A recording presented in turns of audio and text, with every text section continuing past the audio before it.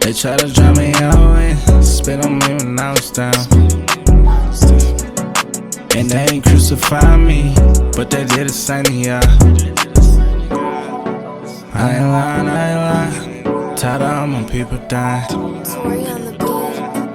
I ain't lying, I ain't lying. I'm tired of all my people dying. Tired of all these mamas crying. Thursday baby steady dying. We need to stop all of this violence and keep quiet. I ain't lying. Tired of all my people dying.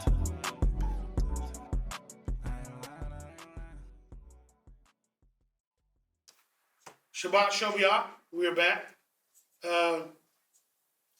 More importantly, the second month of Sivan on the 17th day on the calendar of our Western time, I'll say middle May to end of May, June is when the holy day of Shavuot begins. Okay? Real close to what time it is right now. You know, when it comes to respective time, I don't think we can narrow down to perfect time, but we can get close to it. And this is why you shouldn't give dates. This is why I don't give dates.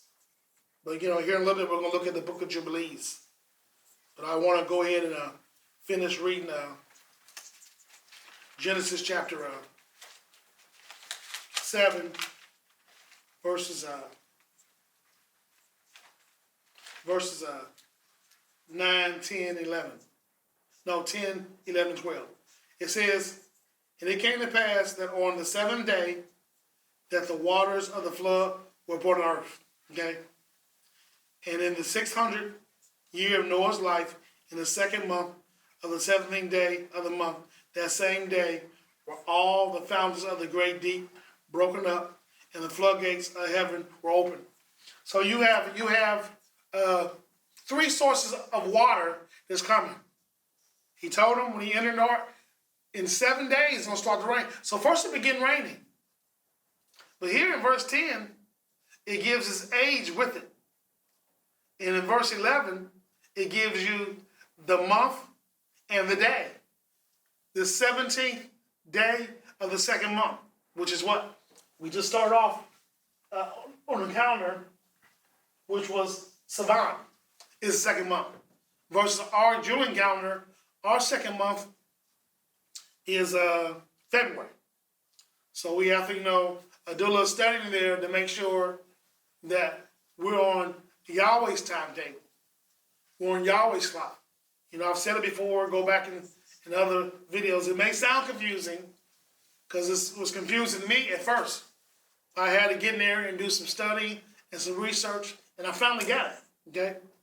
So don't check out these things for yourself. Like I said, you're not gonna get down to the perfect day, but at least you'll know around about what time you're gonna be in, and that's what's most important.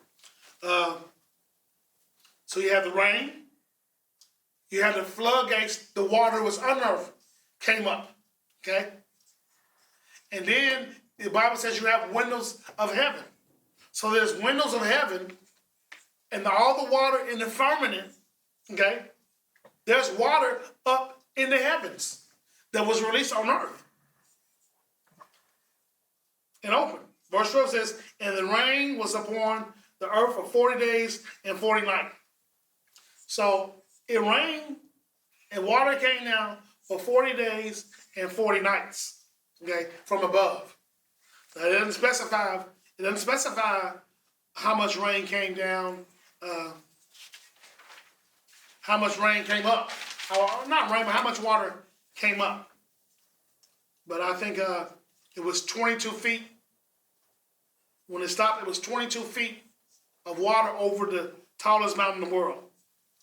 So we understand that Yahweh sent and invited Noah and his family into the ark, close, if not on, the high Shabbat of Shavuot, which is Pentecost, which is today's date. Now I want to do a little clarification here.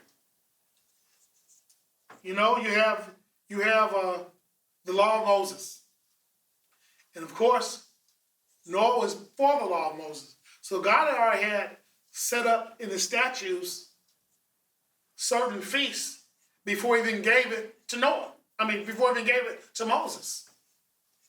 So this is the law is wasn't the first introduction of these feasts. It was how can I put it?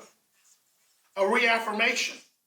He wanted to reaffirm and make Moses aware that no, by the way, we're storing these things.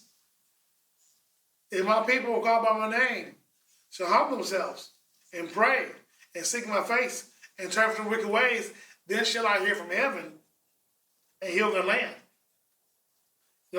Some scholar says, the prophet says, that if they just would have kept the weekly Sabbath and the yearly Shabbats, Passover, unleavened bread, first fruits, Shavuot, Rosh Hashanah, Yom Kippur, and Sukkot, they wouldn't have went into slavery and exile. But they didn't. They didn't keep they didn't let their land rest for 7 years. They did what they wanted to do to our family and gospel family. And look around in the gospel family, look around to our family and your communities.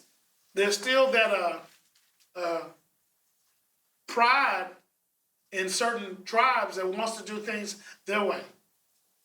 And they're not striving to do it to Yah's way, So, I'm going to be right back here real quick. Shabbat, Shavuot, Shalom.